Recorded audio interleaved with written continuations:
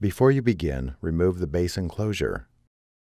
Battery, hard disk drive assembly, solid-state drive, system board, speakers, display panel assembly, and display panel.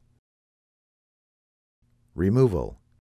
Important. Make careful note of the routing of the webcam cable for later replacement.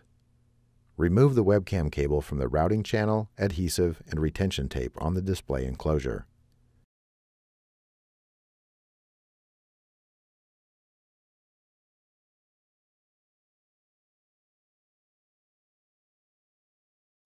Peel back the retention tape and disconnect the webcam cable from the connectors on the webcam.